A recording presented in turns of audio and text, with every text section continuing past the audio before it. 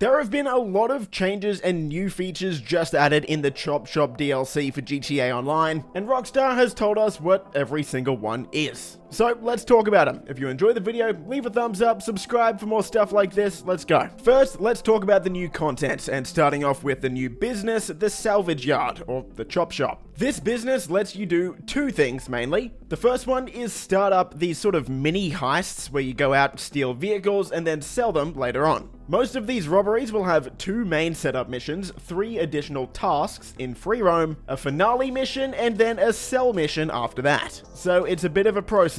With each of these robberies though, you can expect to make somewhere between $250,000 and $400,000. The second part of the business is the tow truck. That's exactly what it sounds like. You go out in a tow truck, collect a vehicle, bring it back to your shop, then your staff will take the vehicle apart and you'll get money for it. We've got a new type of race called a drift race, and I have to admit these are actually very fun. Alongside the new drift races, there are 8 vehicles that can be upgraded with a new drift tuning upgrade. These vehicles are on your screen now. If you want to apply these upgrades though, you do have to go to the LS Car Meet. That's the only place you can do it. Speaking of vehicles, we've got 11 new vehicles on day 1, starting off with the Turismo Amagio and the Vapid Alucian.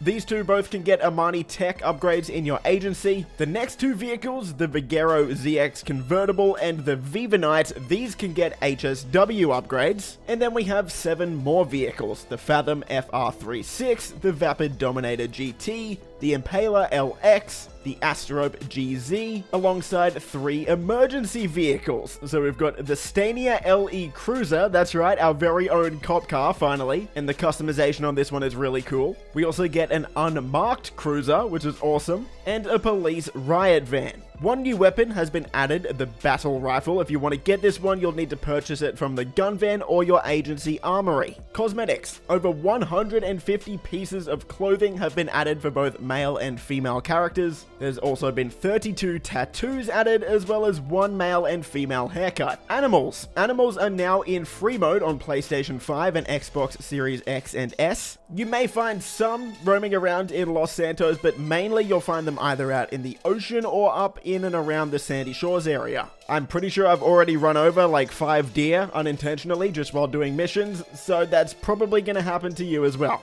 Daily objectives are now dead. They've been replaced with daily challenges, which, I mean, look, kind of the same thing, let's be honest. You can access these in your interaction menu, and there have been a lot of new challenges added to these as well, so you'll get a bit more variety. A character birthday gift has been added, so whatever day you created your character on, each year you'll get a present on that day.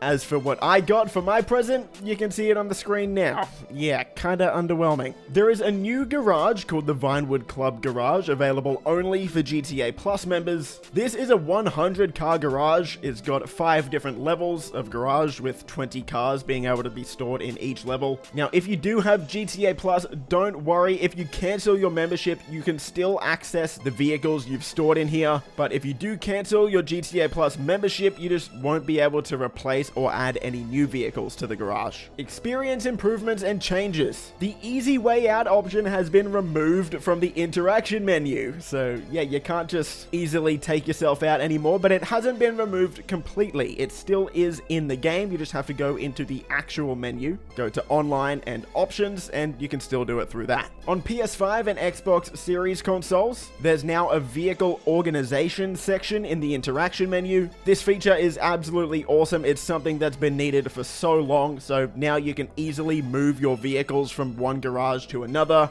instead of having to drive them all the way across the map 100 times. Speaking of the interaction menu, it has been completely updated and overhauled, honestly. This is going to take a bit of time to get used to, but it is a bit easier to understand. But yeah, for us veterans who have kind of got it mapped out in our muscle memory on what buttons to press, it might take a little while to adjust. Weapon pickups in free mode have been updated with new locations and weapons to find. For anyone who owns the Eclipse Boulevard 50 car garage, you can now add custom custom garage tooltips to each individual floor. That way you can know what vehicle is stored on each floor, I guess. Rockstar has reduced the transition time between modes when playing in a playlist or series. This is something that has been long overdue. Anything that decreases waiting times and makes loading screens shorter, I guess, is a win. Any throwables, things like Molotovs, sticky bombs, all of that, you no longer have any rank restrictions on those, so you can buy any of them at level 1. This doesn't really matter for most of us, but for any noobs out there who are just picking up the game, hey, this is pretty cool. The LS Car Meet specification service is now available on old gen consoles and PC. If you don't know what this is, basically you can buy a copy of someone else's car in the car meet. So just go into the car meet with a friend, get your friend to bring their car into the LS Car Meet, walk over to their car, and you'll have the option to buy a copy of that car. Why is this useful? Well, as we all know, Rockstar removed a bunch of vehicles from the website, so if your friend has a car that you can no longer buy, this is really the only way to buy it. Speaking of the LS Car Meet, you'll now gain LS Car Meet reputation when you start a private takeover. A private takeover is basically just a way to host your own private car meet in the LS Car Meet. Jukeboxes inside your properties can now play any radio station. I'm not normally sitting in there listening to the jukebox, but hey, cool. Pursuit and street races have had an LS Car Meet reputation gain increase by 20%. Players who register as a CEO, VIP, or MC president for the very first time, whenever you do that for the first time, you'll now have the option to rename your organization or MC.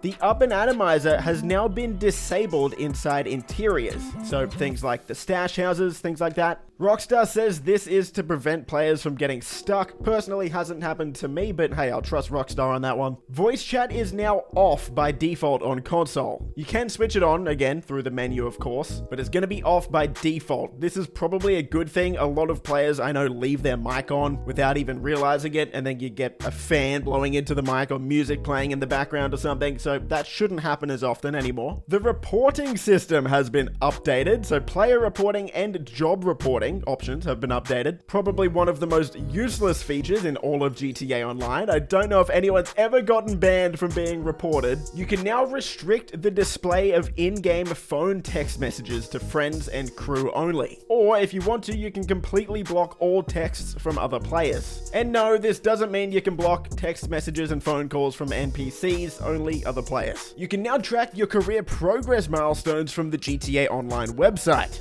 Rockstar has added another outfit to the career progress section. Well, it's not out just yet, but it will be, so shout out to 5Heaven on Twitter for this one. But as you can see here, we've got CJ's outfit. So surely once you complete 30 tier 4 challenges, you'll be able to get it.